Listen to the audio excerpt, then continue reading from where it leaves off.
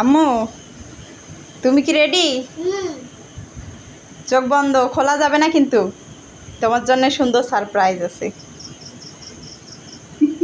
তোমার তোমার একটু ফিলিংস বলো, তোমার কেমন লাগতেছে? ভালো লাগতেছে।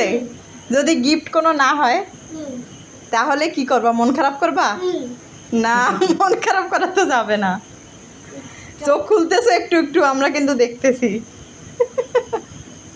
সারপ্রাইজ। কিটা বলো তো? কিটা দেখো তো, এটা কি?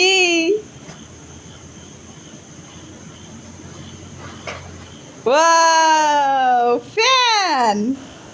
Charger fan.